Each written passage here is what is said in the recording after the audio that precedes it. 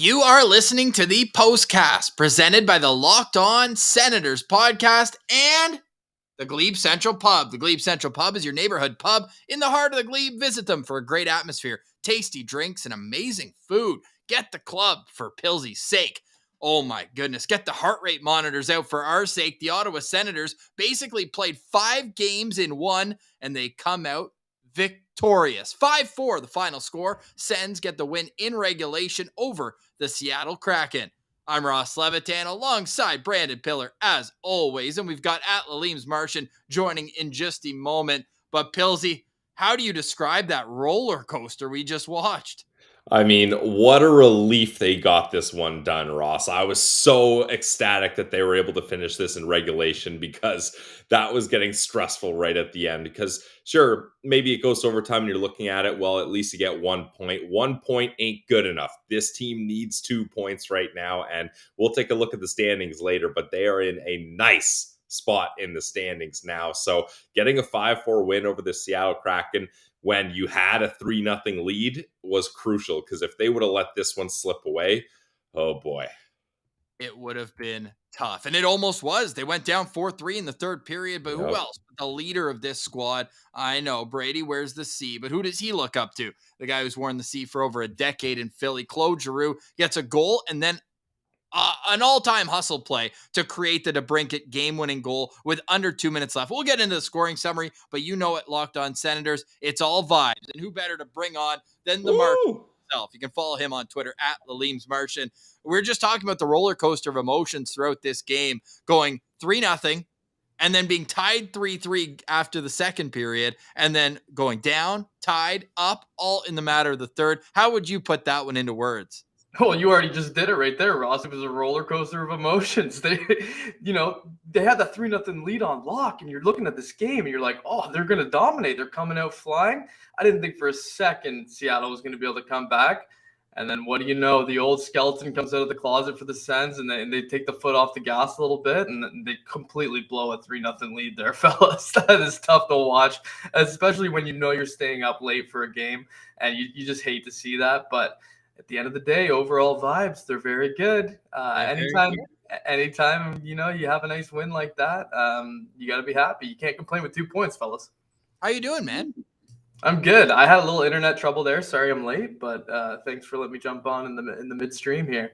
Oh, you sound great, man. It's nice to see you. I feel like I haven't seen you in a little while. So we got the vibes continuing here. Senators are 6-1 in their last 7 games and improved to 5-1 in meaningful games. Pilsy? We got that. I don't even want to call it cherry pick stat, because we said the start of the Detroit series, that's when the season was about to be defined. Now 5-1 since that game. And well, that one loss, hey, who saw that live? That must have sucked. Yeah, no kidding. That must have sucked. I can't recall. I plead the fifth on that one. Ferg Murdoch making a great point here. 3-0 leads are the worst in hockey. I'll co-sign that one here, especially when you get them in like the first 10 minutes of the game, because you think it's easy, but you just chip away slowly but surely. And they did just that. Your lookout player with 2 goals tonight, Jared McCann, and both of our Locked On players scored in the first 10 minutes of the game, Shane Pinto and then Jacob Chychrun. But I want to get the goggle pull out for the good people in the chat, but we need to ask them, who gets the goggles from Jacob Chychrun, who has them right now? Correct me if I'm wrong, but I believe it's Jacob Chychrun that has the goggles right now. Correct. Yeah. Martian, who would be your first nominee for the poll? You know what? I love the debut guys. So yes. I'm going to have to go with old Patty Brown. I think Patty Brown's going to get the goggles tonight. The boys are going to, bring him in under the umbrella, and that good camaraderie they got going, make him feel real welcome. He's in the lineup for the first time. So who better than Patty Brown to get the goggles tonight? Elsie, who's your nominee here? And then we'll let the chat have the fourth one, because I got one locked and loaded. Well, I've got 2, so hopefully you pick up on one of the guys that I miss here. But well, if you were nice, you'd just throw it over to me then. All right, I am nice. Ross, go ahead. Oh, that's really nice, boys. It's almost on that same train of thought that Martian's saying. But Cam Talbot's out 3 weeks. They need Mad Sogard. And I know that the save percentage might not look like it, but boy, he made some unreal saves. That 2-on-1 where it's bang, bang near the end of the second period, that's game-changing stuff right there. I think the young goalie might get the goggles for the second time. At the very least, I think he should be on this poll for the 4 options to get it. So I'm going with Mads Søgaard for my nominee. Love it, Ross. That was one of my guys. So well done. So I'll take the other one. Claude Giroux, you mentioned it. What an absolute leader. This guy was dominant in the face-off dot. I don't want to give too much of my Sen Central standout stats and info away here, but Claude Giroux's got to make it on there. All right, let us know. The chat seems like it's Giroux, it's Patrick Brown, it's Mads Søgaard, almost like we all think collectively here as a sicko unit. I'm going to get the first guy here the first person who's going to say anybody except these guys. What do we got? I'm not gonna read that one, but Matthew, I gotta chuckle. I gotta chuckle at that one. People wondering where's the poll. What are we gonna do here for the fourth one? Should we go with the cat who gets the game winner or Pinto? That's not a bad choice either. Yeah. How about Pinto? Can we get Pinto in the mix here? Pinto had a good game too. Yeah, for sure. Okay, we're gonna go with Shane Pinto as option 4, but I think Martian might be the winner here with Patrick Brown and the debuts, especially because it's Jacob Chychrun giving the goggles away. He knows the feeling of being welcome to the new team. Scotty, absolute beauty. We appreciate the donation. A little bit of the, what do we call it? The guitar case open. Throw a couple coins in. You don't have to, but it is after dark, Matthew. You got that right. Matthew Joseph, great game as well. We'll get to our standouts, but now the poll is live. We'll get to that in a moment. But as we do, especially on these late night episodes, it's always key because we have people that wake up, listen to this. You can always catch up on the postcast in the car on your way to work the next morning. The scoring summary. Oh my goodness. It started quick and it started well for the Ottawa Senators. Shane Pinto, 4 minutes in from Holden and Chychrun. Boys, can I just drool over that Chychrun pass? That little one touch. He knew exactly where he was going with it before it was on his stick, and that's what the Sens have been missing on the blue line. We talk about their big hitters on the back end, sometimes slowing the pace down. Chychrun, from what we saw today, it's fast twitch muscles. It's him knowing what he wants to do with the puck before it goes out. I thought that was fantastic. And then Nick Holden puts it on net, bang, right on Pinto's stick for the rebound, and it's 1-0, Pilsy. Yep, that was a great way to start the game, and shout out our guy Pamo here. Thank you for the donation. Yes, the wild card is very much in sight. You know we're going to pull up the standings later. You know it. But yeah, that was a great way for the Ottawa Senators to start, Ross. And I mentioned it in today's episode. I have a pretty good feeling that the FanDuel first to 5 shots was going to go the Sens' way. They were going to come out of the gate flying, and it did. And not only do they get 5 shots right off the bat, but they score a quick goal too. So you love to see the Sens get that one, because I think they mentioned on the broadcast the last 5 games or so, the Ottawa Senators had been scored upon first. So it's nice to flip that script in for the Sens to get one first here. I was just going to say that was a really good bet by you, Pilsy, because the Sens really came out with a firing mentality at the start of the game there. You could just tell they wanted to get all the shots on net they could in the early stages. And it was a good game plan because it ended up really working out for them. But I like that. I like that thought process by you there, Pills. Thank you. Yeah. Thank you. That's great. Just an elite pass, rebound, easy. Shane Pinto gets his 17th goal of the season. Then, just moments later, Jacob Chychrun. Now he's got a goal and assist in this game, and he's up to 4 points as an Ottawa Senator. Holden and Stützle get the assist. Tim Stützle wheels in, pushes the defense back. Holden bobbles the pass, but is able to kind of control it just enough. And then Martian take it away from here, because what a thing of beauty. Yeah, and that was a nice little touch play by Holden there, knowing Chychrun was breaking down the middle like that, and Chychrun just absolutely did not screw around with that puck. He ripped that thing right away, snapshot, top shelf.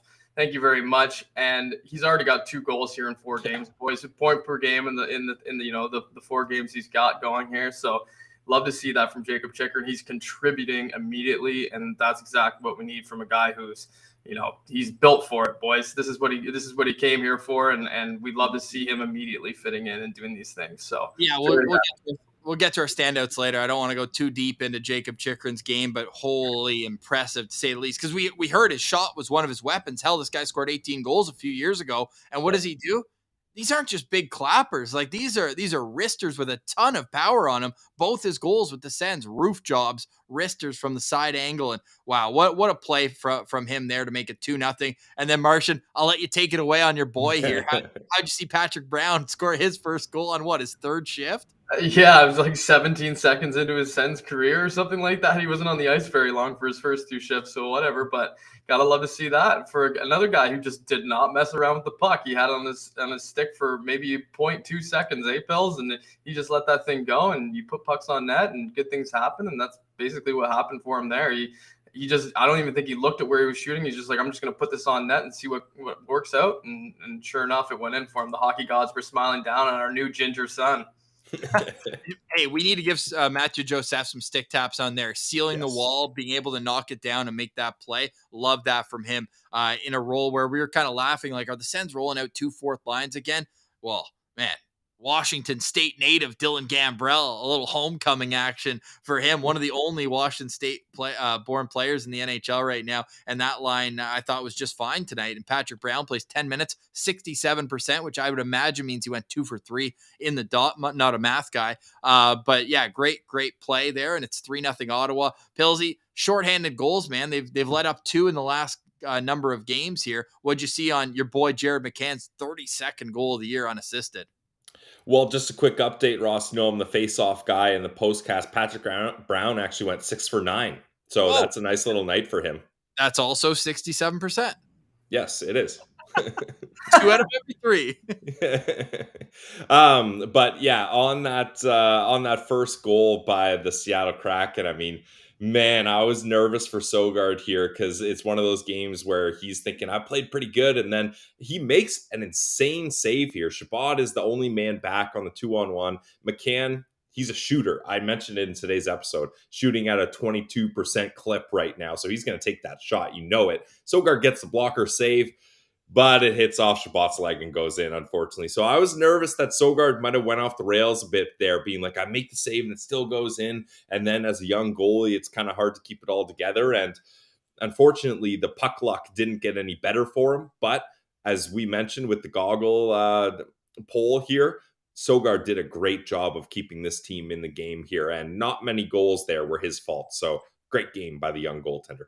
It's 3-1 Ottawa, 11 minutes into this game, and the score stood up at the end of the first period. The shots on goal after the first period were in Ottawa's favor by a 16-8 margin. And on TSN, they said that 10 of Ottawa's 16 shots came from the high danger, like the slot area. So you're looking at great chances. I thought Grubauer was a little iffy in that first period too. That Patrick Brown one in particular kind of went through him rather than around him. So I just absolutely loved the first 10 minutes, but then after that, the pushback from Seattle was electric. And the second goal they get, Pilsy, you mentioned it, with Chychrun actually deflecting this shot in from they still gave it to Jaden Schwartz. That definitely went off of Chychrun. Martian, what do you see on that one? Because in my opinion, I thought it was very obvious it went off Schwartz because he did the downwards deflection, and it went from being a high shot that went immediately down. Yeah. They were saying on the broadcast that it went off Chychrun, but I mean, I guess it did go off Schwartz. I'm looking at it right now, and it looks like he did kind of give that extra fist bump, like, hey, I touched that thing. So It was a good. Actually, he did. Yeah, for sure. It was a late deflection there on the backhand side. So. Way to get a stick on that, I guess. It's tough for Sogard, can't really do anything about that one. He's sliding around, and it just, like, that's a tough deflection. That thing's flying, and the next thing you know, it's barely moving, and it just goes right by him. So yeah, I mean, Vince Dunn's had a great year overall. He's the guy who took the wrist shot. It got blocked. I'm pulling it up. Didn't he have? Yeah, he had a goal and assist in Ottawa, goal and assist in this game, 4 points in 2 games for the. I don't know if I want to say he's from like Mont Tremblant, something like that. I just remember he had a Shane Pinto level rowdy crew when the teams were in Ottawa. Remember they had a box and all that. But ultimately, Jaden Schwartz gets the tip in. It's 3-2 at that point. Sanderson couldn't really get it out. They were kind of mumbling around their own zone, couldn't make it work. Guys, before we get to the tying goal, like, they had a power play right before the tying goal went in. Like, what is wrong with the power play right now? Because I can't put my finger on it, but it's looking brutal. Yeah, I guess it's just maybe getting a little bit stale out there. Like, it seems like they're a little too overconfident. They're entering the zone okay. Like, today they struggled with it, I thought, a little bit more than usual. But, I mean, they're not moving around a whole lot out there, I don't find. And that's making it easy when they put heavy pressure on the puck carrier. They're just isolating guys and they're just turning it over. That's basically what's happening there. The skill's only going to take them so far, I guess, when they're barely moving. They just got to get more movement going, I think, and that'll help a lot. But I don't know. I wouldn't mind seeing them change things up on that front either. Like DeBrincat and maybe Batherson actually would probably be a better candidate for me to probably move up that first unit. I know, I feel like he's been struggling. He gets more points on the power play than not, right? So I don't know. For me, like his effort on 5-on-5 probably doesn't reward him with first power play time, in my opinion, lately. So I wouldn't mind shifting him off that one and trying someone else. But that's probably the only change I would make because they have been clicking previously. They're still 6th in the league in power play. So Yeah, I think I've liked that DJ has started to throw that second power play unit out a little bit more to start the power play because I think you have two really good units. Like you don't need to put your top one out every time if it's not clicking, and they're probably going to get 45, 30 seconds anyways. That's usually how the power play kind of flows there. So, and especially now you add a guy like Jacob Chikrin to that second unit, and that just adds so much because we mentioned it. His wrist shot is so lethal, and he's a big body that if Sanderson has it at the top of the umbrella, he knows to either get open for a one-timer at the circle or go right to the front of the net and create havoc with that body. So I really like the second power play unit recently, but yes, I would agree with you, Martian. I wouldn't mind mixing it up on the first unit and trying to tweak things a little bit. It failed in that sense, and then a rush goes the other way, Jared McCann, and it's just another bad bounce where what else are you going to do there, Pills? Yeah, unfortunately, it's another bad bounce from Mad Sogard. I mean, right after the power play ends, they have no shots on that power play. Sprong comes out of the box, he one times it, it bounces in front, and then McCann bats in the rebound there. So yet another tough goal for Mad Sogard. This is when I was really thinking that let's see what this kid's made of. Like he's got to hold it together here. And I thought after this, I mean, none of those goals are Sogard's fault at all. So I'm not saying he had a bad game, but as a goalie, when your team's up 3-0 and 3 bad bounce goals end up tying it up, that's tough to deal with. So the game's tied at 3, which is a perfect time for a little suspense. What happens next? We'll get to that after a quick word from our friends at the Glebe Central Pub. You can find them at 779 Bank Street. Make sure you let them know that Locked On Senators sent you. And not only do they have great drinks, amazing food, a wild selection of on taps, the brand new bar top. It's just a great vibe at the Glebe Central Pub at 779 Bank Street. But they also love the Sens, and they have a shuttle that goes to and from the rink. I mean, does it get any better than that for $15? You kidding me right now? Go get your tickets for it right now on the website, glebecentralpub.com. Have a couple pints. Don't worry about getting behind the wheel. Just have all vibes and a great night at the CTC, all for $15. Go check it out at the Glebe Central Pub, the Glebe Central Pub, your neighborhood pub in the heart of the Glebe. Great food, great drinks, amazing people. I recommend it. Pilsy recommends it. It's the Glebe Central Pub at 779 Bank Street in the heart of the Glebe. Go check them out. Go check them out. Glebe Central Pub, 779 Bank Street. Make sure you let them know that Locked On Senators sent you. And this postcast is also brought to you by our friends over at FanDuel, the #1 sportsbook in North America, the official sportsbook partner of the Locked On Podcast Network, the home of first to 5 shots that I've been cashing in on. And if you guys have been following along, you can do that as well. And there's no better place to live bet the game. This was one, Martian, where if you're watching how this game's going, you're watching the odds. When the Sens, unfortunately, it ended up being 3-3. I hopped right on the Sens because I like the odds there, and I knew the boys were going to pull away with this one. I hit money line and regulation money line, so you love to see that. wow. That's the way to do it at the FanDuel app. It's simple, safe, secure, easy to use. So, guys, check out the FanDuel app. It is the official app of the Locked On Podcast Network. Make every moment more with FanDuel. All right, back to the game. It's 3-3 at this point. The Ottawa Senators blowing a 3-0 lead. I mean, there's no other way to put it. And then they get a power play, can't convert, and then Drake Batherson hits the post on a 2-on-1, kind of just absolute feather pass from Alex DeBrincat, kind of like a shot pass. He's able to get the rebound and bang, right off the post. So that made the iron sing is what I have in my notes there, boys, as that's what I'm sure Drake Batherson would have said. Pilsy, I was sprinting home from work. I was in the car. Dean Brown was walking us through the game, but I didn't get to see the Seattle 4-3 goal, and I don't want to watch it. So just tell me what happened. Yeah, that's fair. It happens. Hamonic, he couldn't clear it on this one, and then the Kraken, they keep it in, and Yanni Gord, he gets it over to Vince Dunn, and you already mentioned it. Dunn has had some success up against the Senators this year, and he comes in and he just rips it top shelf. Like, again, I'm not putting that one on Sogard. That's one where you'd like Hamonic to get the clear there, and Vince Dunn, when he has the time and space, he's not really known for being a typically offensive guy, but he has shown that he can put the puck in the back of the net, and he does that there. So tough one, but that one's not on Sogard either. No, that was just a hell of a shot, though. Hey, Pilsy, Such a shot. he just Yeah. ripped that thing far side. That is, I did mention it to you guys earlier, but I find that is a little bit of a trend that I'm seeing with Sogard is he does allow the odd, he's getting beat clean on the far side on his glove side. Just something I've noticed, but something for us to maybe keep our eyes on. That's at least a couple times I've seen it where it's a clean shot from kind of top of the circle on that left side of the ice. But it didn't last long. Martian, who else but Claude Giroux? You clipped this one, absolute rocket. Yeah, and he was fired up right before this whole thing too, telling the boys, let's get going here. And the thing about this too, he takes that pass off the half wall there. I believe it was from Timmy. So Stützle's got a multi-point game going at that point. And then, that pass isn't a perfect pass by any means at all. It's behind his back foot, and he somehow one time rips this thing, and it gets up in a hurry, and it goes like basically bar down. It's a great shot. So you'd love to see that from him. He just comes up clutch way too often lately, right? Like he's been doing it all season for the Sens. He is refusing to lose, and that's an additional piece of leadership that is great for this team when you have a guy like Brady Tkachuk who can do it too.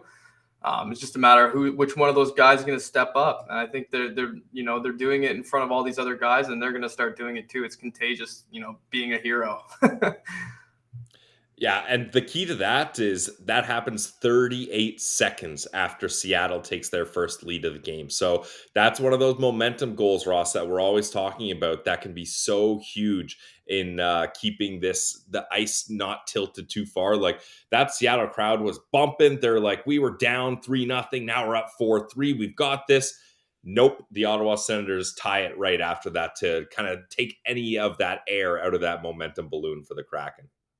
Well, that momentum balloon, it was kind of give and take throughout the third period. I mean, you look at kind of the game flow of it. Seattle actually outshoots Ottawa 12-7 in that third period. No penalties, which I kind of like the flow. In the second period, it got a little bit bogged down. I know that the Joseph and Alexiak cross-checking was a little back and forth. They kind of got lucky because I don't think they were going to call Alexiak. It was one of those net front battles. But then when Joseph kind of came from behind the net and just threw a guy who's like twice his size down, they could have just taken Joseph. I think he got lucky that they're like, hey, you know what, both get out of here. I think that could have been a Seattle power play. And that's all the nice things I'm going to say about this refereeing because, well, first let's get to the goal. But that icing, I mean, just to tease it, that icing was a joke. And thank God it didn't affect the outcome of this game. But the game winner, this actually to me started the shift before with that Gambrell line. Gambrell and Patrick Brown were just digging in the offensive zone, would not allow Seattle to get a controlled breakout. We know they break out five guys. There's no real stretch passes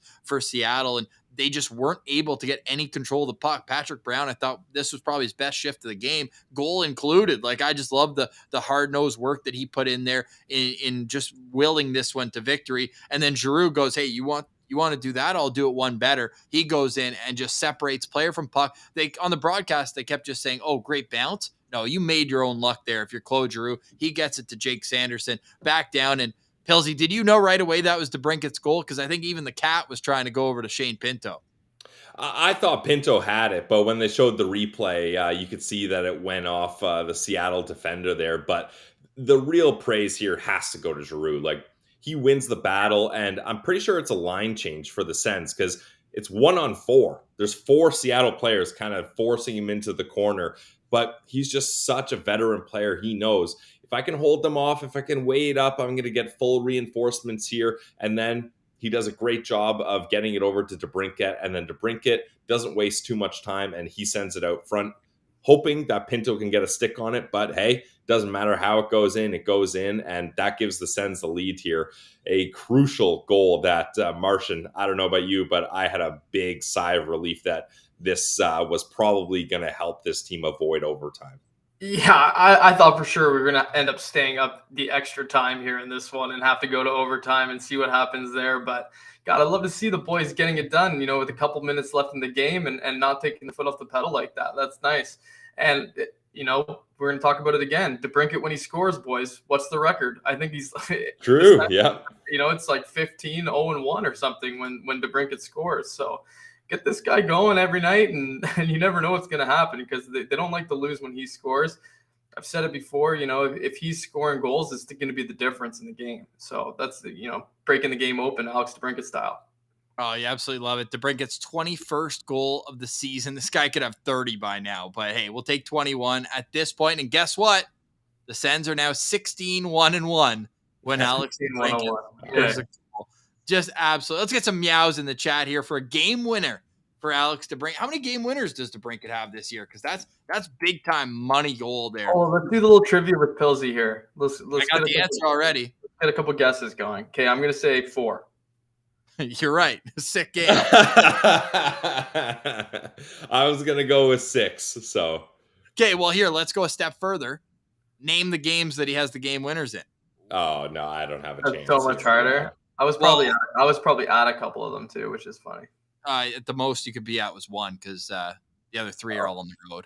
Okay. Nobody even wants to guess tonight. You guys. Well, I was at the game when they lost when he scored. That was against Seattle as well, I believe, because that was early in the year. Yeah, not a game winner though. They lost that one. No, but it was the game he scored and they lost the game. It was the one game. Yeah.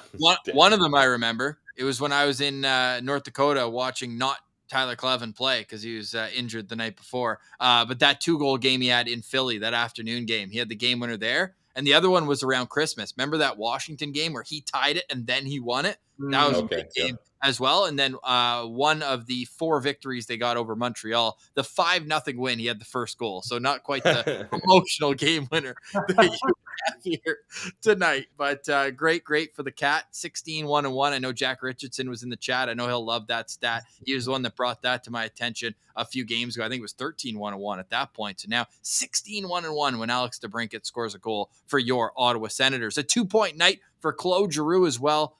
Guys, 12 points away from 1,000 in his NHL career. All right, time to get to our Sens Central standouts for tonight's 5-4 Senators win in regulation against the Seattle Kraken. They get outshot 33-31 in this game, but the 2 points, the regulation win, it all looks the same. Pilsy, I'll start with you. Who do you have for your number 1 Sens Central standout?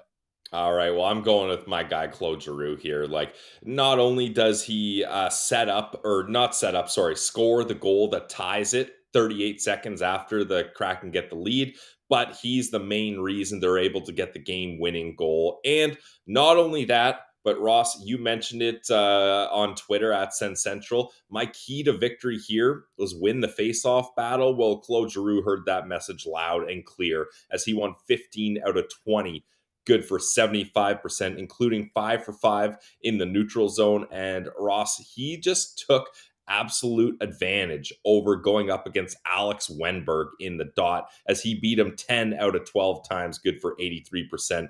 Wennberg had a tough night in the dot. I couldn't believe they were tossing him out as much as they were. He was only 19% and he took 26 draws. So that was one area where the Sens were able to feast on the Kraken. And in my opinion, it ended up being a crucial part to this 5-4 win. Huge. Love that. Great call. Martian, who's your first?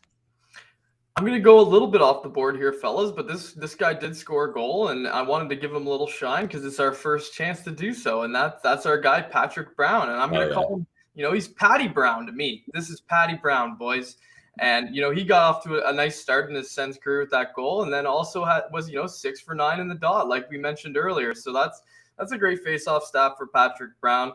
And, I was dogging this line as well, boys, before the game started. I didn't think there was going to be a chance that we were going to get secondary scoring tonight based on having, a line of Gambrell, Patty Brown and Matthew Joseph, who's only got a couple goals on the year. So those guys combined total going into this game with 6 goals total. So I didn't think that, they were going to come out scoring tonight, but Patty Brown proved me wrong. And that's what I get for, knowing nothing about him before he gets injected into the lineup like this. Right. So he endeared himself to me right away. I like how, he's bigger than I thought too. He's a kind of a big player.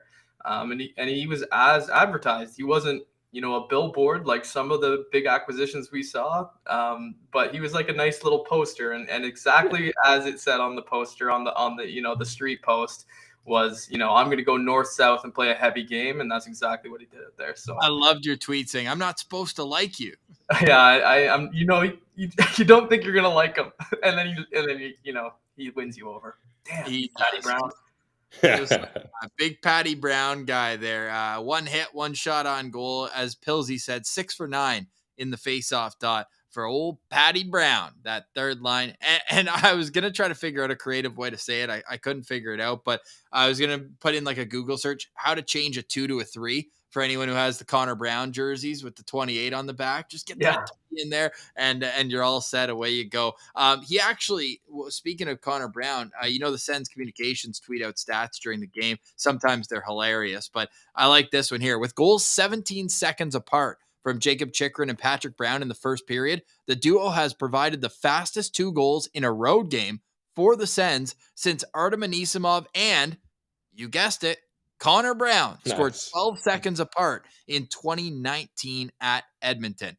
Again, a couple qualifiers for that one, but still Connor passing the torch to Patrick Brown. I like that call, Pills or Martian, as your Sens Central standout. We had some people in the chat asking, do we play Philly again? Yes, in 11 games. So to touch on Pilsy's Sens Central standout, Claude Giroux, he needs 12 points in the next 11 games to get 1,000 versus Philly, the team he played exactly 1,000 games for and had exactly 900 points with. So that'd be crazy if that happens, because you called that at the very start of the year. Okay, I was gonna say we did call that at the start of the year. We circled that Philly game and we're like, hey, that would be a great time and place to get this done. And it seemed like a long shot, or not a long shot, but definitely something that maybe it would happen a couple games after, but it's poised and set up for that night to be a special one for Claude Giroux. Wow. I'm going to run, not walk, over to this chick. Jacob Chychrun is my Sens Central standout in this game. My God, not only does he have the amazing shot, not only is he making pass reads before he even gets the puck, and that worked out for a goal in this game as well. But guys, the way he can recover and defend, how about in the first period, that 2-on-1 he broke up, where huge. His pivot and he caught up. It could have, if that's the wrong guy back there, that's a 2-on-0 break. Not only does he recover with his great skating, but then he just baseball swings it out of midair and goes, nah, get that shit out of here. We don't play with that in our defensive zone. So I just thought that he's just an animal back there. It's awesome to see. You can tell his strength based on how strong he is with one hand on the stick. He's able to get an extra bit of reach and radius. His radius is expanded. That's big words this time of night.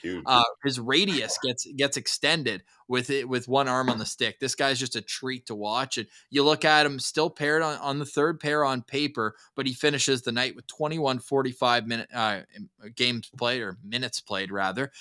Just 2 minutes shy of Thomas Chabot for the team lead. Shabby with 23:31 though. Numbers coming down a little bit. And even with that, 4 minutes and 41 seconds of Chabot's time on ice was on the power play. So at even strength, they're really rolling 3 pairs, and I'm warming up to that idea, but I might change my mind tomorrow morning. Who knows? But Jacob Chychrun, dude, this guy's the real deal. I'm so excited. This guy's a Senator, not only for the rest of this year, but for years to come. I mean, you bring up the Ottawa Valley, this guy gets a tear in his eye. So who says he's going to go anywhere anytime soon? When he was on the ice, the Sens are just a much, much better team. It's awesome to see. So Jacob Chychrun is my Sens Central standout for tonight. Are we going to go around twice, or are we just going to do the one? Steve G mentioning he's got the jawline of a Disney character. Yeah, Disney character, Thor, you name it. This guy's all money when it comes to on ice, off ice. I say we do two rims around here as the Sens get a 5-4 win. It wasn't the prettiest win, but you know what? You'll take it in regulation. And that regulation part is what's willing me to go into 2 Sens Central standouts. I'm going to go with someone who stood out for the wrong reasons. And I teased that we were going to get to this, and I just figured this is a good place to put it. That linesman who called the icing there at the end, that if that goes in the back of the net, I would have had a full meltdown on the postcast tonight. It was like, how far? It was Matt Duchene offside onside levels of away from the goal line. Like, I get it if the guy isn't there. Like, you know how it's the imaginary line at the hash marks? I get it if you're a step shy, but the puck has to reach the goal line. Like, that's the definition of icing. What's going through your mind when you saw that, Martian? Well, yeah, and the defenseman, I think it was done as well on that play. Like he didn't even make it. He wasn't even making an effort to get back there as well as that. So it was like two things at once. You know, if a defenseman's really dogging it and purposely not trying to make it back, so the puck crosses the line before he gets there, that's one thing. That's what you wave that icing off too. Not only did the player get lazy and not do it, but the puck never crossed the line, like you said. So it shouldn't have been icing. It was just like a brain fart or something by that ref. I don't understand. Yeah. Anyways, I just wanted to, just give a little shit to that ref. We don't talk about the refs on the show, but Ross just wanted to mention that quickly. No, we don't talk about refs. Linesman, fair game. Yeah. Okay. Good. You got me there. All right. We'll do it snake style. So that means Martian, you're up. Okay, cool. And well, I'm gonna jump right into Jacob Chikrin's partner here tonight, and that was Nick Holden. And nice. His job tonight was pretty simple, and that was just get the puck to Jacob Chikrin, and that's what he did all night. And he was rewarded with 2 apples for it. So 2 assists for Nick Holden. He played a solid 16 and a half minutes for the Sens here tonight. I thought he played a nice, solid game. Very quiet out there, and you can kind of see like he does. The simple things, and then he is looking for Jacob Chikrin to kind of help him get out of these like tougher situations in those cases. So, but that's all it took. So I thought he had a good game, and it's not very common for him to have a multi-point game either. So got to give some love to the old dad over there, Nick Holden. Yes, I love it. 2 assists in this game for Nick Holden, and I know that we were all on the right side of history here in saying that like Eric Brandstrom did not deserve to come out of this lineup. But fellas, Eric Brandstrom doesn't have 2 assists in the last 9 games, and Nick Holden had it in the first 10 minutes of the game. It was just kind of ironic how that worked out. But honestly, you look at what he brought in, and a bit of calm, steady presence in his own zone, Pilsy, with Nick Holden? Yeah, well, this is what, like, I know you guys both have been kind of clamoring for Chikrin to play a top 4 role, and that's definitely fair. He was acquired to do that, but I think it's nice. Obviously, I don't think having him with Holden is my ideal choice. I'll make that very clear. But having that opportunity to have depth and have like one major stud on all 3 pairs is pretty incredible on that left side when you're looking at Chabot, Sanderson, and Chikrin. Like, it's working. At least it worked tonight. I think definitely the Corsi and advanced stats of Holden and Chikrin were not good before tonight, but I think it's all right for the time being. So Nick Holden and Jacob Chikrin, when they connected on those first 2 goals, the first thing that came to my mind was Guy Boucher voice. I wonder what they think of the pairing now. I had the same thought, man. That's so funny. Yeah. Fellas, I think a perfect way, and Pilsy, I don't want to steal your final Sens Central standout, so just take whoever you want. But if you want to look in the corner there, the goggle video is out. So some good CSA if you go the right way. Oh, I can't tell who that is. By not being able to tell, I think you can tell. If that's who I think it is, then he's already been taken as a Sens Central standout, so I can't do that. You're right. Yeah, thanks for tuning in. I'm gonna go with. Got him. Yeah. That's why I was confused. I was like, he's already off the board, so you're leading me into this. But I'm going with Matt Sogard. Hashtag goalie friendly show, like we mentioned, and I've kind of alluded to this whole time. It cannot be understated how if you're a goalie and you have multiple bad bounces, erase a 3-goal deficit, you could just be like, well, this is my night, screw this. But no, Matt Sogard stepped up. He kept in this game. And look, pressure's on, kid. Like, you're a big kid. You got big pressure now. Like, Cam Talbot's going to be out a couple weeks. I think we're going to get to see Mando a couple times here, but Matt Sogard is the guy. DJ Smith made it clear. So he's going to have to play like this. He's going to have to battle. There's not going to be any easy nights where DJ says, okay, take the night off, kid. He's going to have to be the guy. And he showed this team that he's willing to battle along with everyone else. And he had to make some big saves. He had to stand tall in the final minutes here. So Matt Sogard is my second Sen Central standout. Big saves. Did better than I think the numbers would show tonight. Would you agree, Pills? Absolutely. Yeah. I mean, because 3 of those goals go off of defensemen and are deflected in, and there's bounces all over the place. So, yeah, Sogard definitely had a nice game, in my opinion. A lot of great Sen Central standouts to choose from. Sens win 5-4 over the Seattle Kraken. All right, now we got to get to the goggles video, fellas. This is awesome. And let's see what the final results were. Oh, I can't pull it up. Can I real quick here? What do you think the final results were amongst the fans here?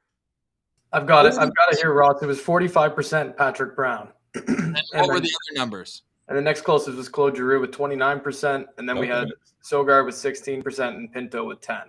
So it's probably a little closer than it should have been. I think Patrick Brown was the obvious choice, but that's who ended up with it. The fans, they know a thing or two. Patrick Brown gets the goggles here in this game. Are we able to play? Finger guns. It's going to be very loud. Turn it down. How is it? You guys hear it? It's better now. It started slow. Stay with it. Gutsy effort. Yeah, this is good. Get the lead. They come back. Then they take the lead in the third. Great job staying with it. Big goals. Big times. Great win. Let's get the Vancouver. Who's got the goggles? Hell of an effort, boys. Manager to keep us in there, but first goal is a Stan Brown.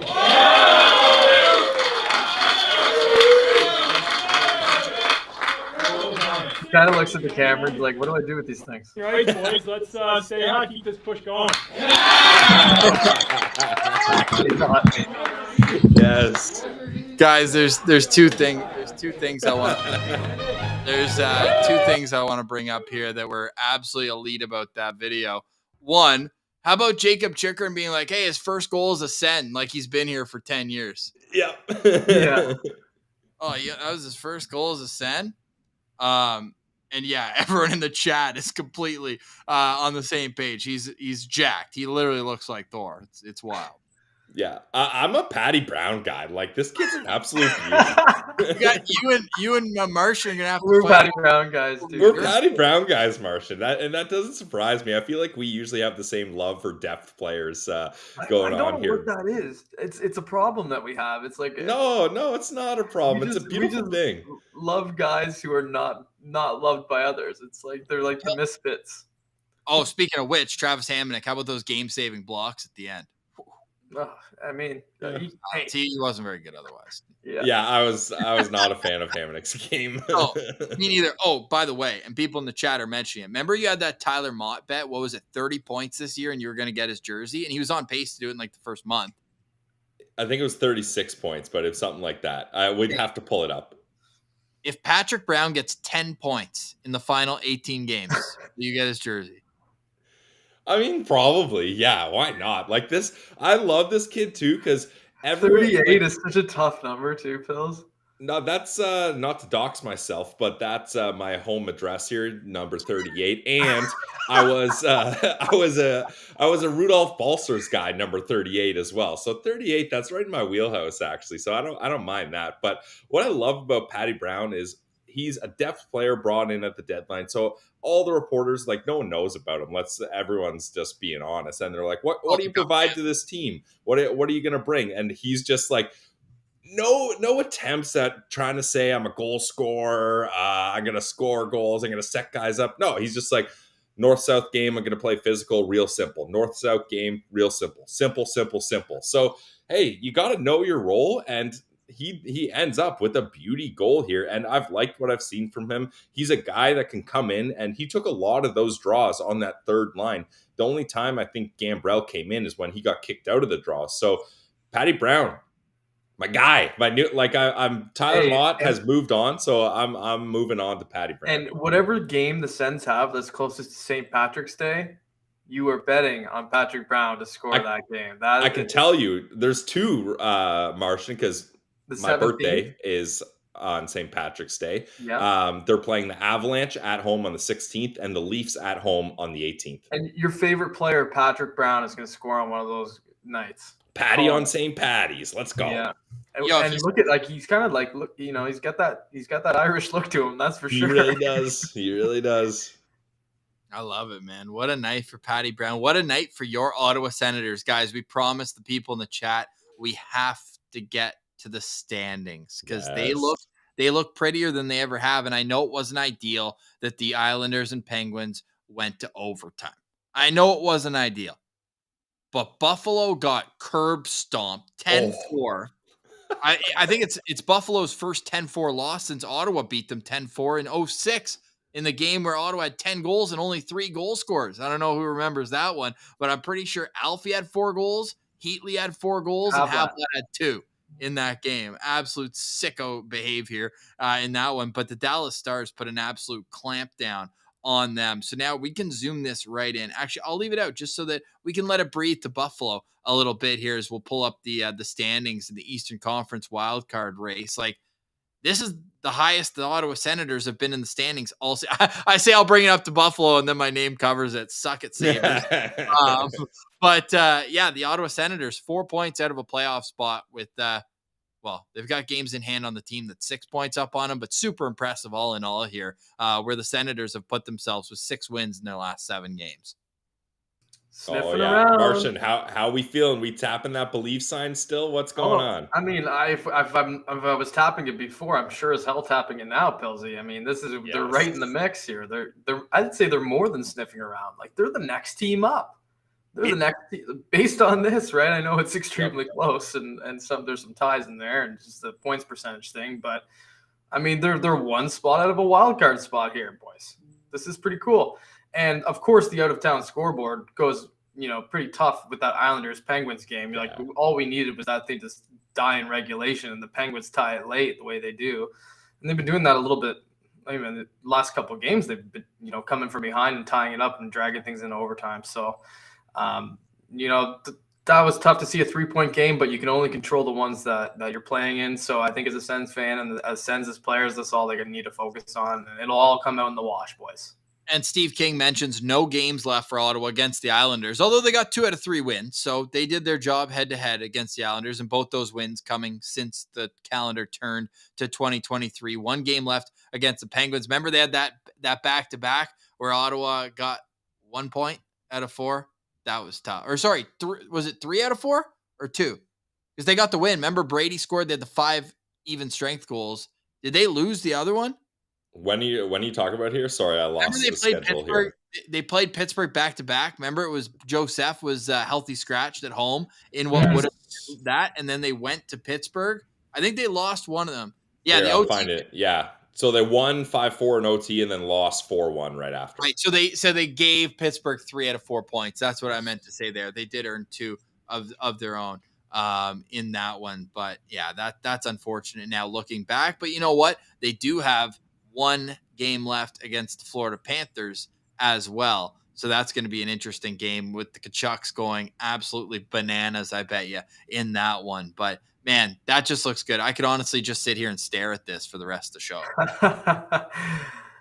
I mean, Ross, it's nice to see them that high, but let's not get too excited here just yet. I don't know. It's nice to see them in the mix, but they're leading the mix, Martian. I can't find myself staring at being out of the playoffs still. Let's get in there. Okay. I mean, those players. I mean, like, what you just said is almost like a clippable thing for other fan bases to say, look at these Sens fans so happy to be 1 spot out of a wild card. I get it. I'm with you. I just, Well, they don't know where we've been. And guess what? That's true. The Sens, without even getting to tying points, if you look at it, regulation wins. Isn't that the first head-to-head, like the tiebreaker? And well, guess what? Sens got the tiebreaker, so let's go. I mean, so does Florida.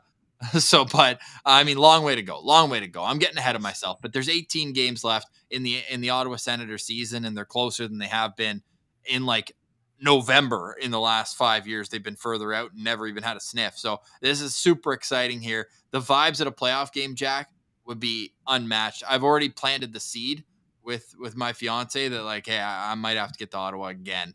Mm-hmm. She's like, you were there like a month ago. Yeah, well, babe. I mean, Oh man, just remember what it was like. Like in 2017, I think I went to like 5 or 6 games, maybe Nice. maybe 5, and like everyone was an electric factory in there. Yeah, I can't wait. I It's can't nuts. imagine. The last Sens playoff game I went to was 2013, round 2, where they won. Actually, that game is the one game they won where Colin Greening scored. And Colin Greening's name was in the chat here earlier. I saw that. Overtime goal. And then the second last game I went to in the playoffs was the line brawl game against the Habs, where obviously that was probably the most fun I've ever had at a Sens playoff game. But I didn't get home at all. We had exams and everything going on at school in 2017, so I couldn't make it home for that. So I need to get home for that first playoff game. And boys, maybe a little Road Warriors action if they play in a good city.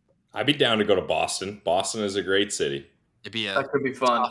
tough road atmosphere, though, I bet. Yeah. You ain't going to Carolina or anywhere like that where you hope for some. Yeah, Southern we'd have to almost be in disguise. So like we'd have to go neutral. No. Go neutral. We'd have our guy Spoke Z with us. He'd be security. Yeah, fair. Dude, that would actually be sick. That would be funny. Get some content going, all that. But boys, I think we got to wrap this one up. Absolute amazing. Yeah, Steve King saying, "Stay out of Chicago, Pilsy." I'm not going back to Chicago. Let me tell you that for free. Although the United Center was sick, but I'm not going back. No. Was it windy? Yeah, it was a little windy. Yeah. Nice, I like that. Yeah, you always love when a city lives up to its nickname. Yeah, Winter- I mean, I pretty much was just Uber in and out of the hotel and in and out of the rink. But yeah, there's a breeze there, Ross, for sure. Right. Let's get some Go Sens go in the chat. Marks, and final thoughts on this game. If you had to sum up the last 52 minutes into one sentence, how would you describe when you're going at the water cooler? What's your opening line about the Sens game last night? How about those Sens back on the winning track, boys? That's what I'll say. I love it. Martian or Pilsy rather. You know what? I'll switch it up and I'll say we are leading the hunt for the wild card race. Like that's the story right now. I know there's ties and whatever you want, but I was looking at that standings graphic, same as all you guys. The Sens are right there. They're right there. If you would have told us we're talking about this a month ago, we would have all laughed each other out of the room. But here we are. Here we are. Would you say they want it, Pilsy? Yeah, they want it. Who wants it? Your Ottawa Senators want it. Let's go. Who wants it? That's my final thought, is that it seems like Claude Giroux wants it. Brady Tkachuk wants it. The fellas want it. And now they've got another tough task because the Vancouver Canucks are starting to win a couple of games, and that's going to be Saturday's challenge. The Sens practice in Vancouver tomorrow afternoon. Still waiting to hear back from Meth whether we can get him on tomorrow, but if not, we're going to have a great show, great vibes leading into the weekend. And in case you missed, sorry, I'm laughing because we got people asking me to spin the lottery simulator. Get out of here. Get out of here with that. We're a long ways away from those days. Doesn't matter, but I love that hip Hopopotamus. I love trying to say his name as well. We appreciate you always being in the chat. Same with Young Zachary. I see him here. Go check out today's Central Citizen. Great conversation with Zach, who is boots on the ground with you in Chicago. But lots of great content on our YouTube channel and wherever you get your audio podcast platform. Rate us 5 stars on audio. It goes a long way. Just a quick review really goes a long way. Appreciate everyone for sticking with us, man. What an absolute turnout at 1 o'clock in the morning. So my final thoughts is I love you all. We appreciate you guys all. And yes, Eric, we have Jacob Chikrin. Don't mind me. I'm going to go watch that Goggles video one more time. We'll chat tomorrow in the Locked On Senators podcast. But for tonight, we say goodbye. Make sure you're following at Laleem's Martian and at Sen Central on Twitter. For Brandon Pillar, I'm Ross Levitan. This has been the Postcast presented by the Locked On Senators podcast and the Glebe Central Pub. Find the Glebe Central Pub in the heart of the Glebe at 779 Bank Street, and make sure you let them know that the Locked On Senators podcast sent you. It's a part of the Locked On Podcast Network, your team every day.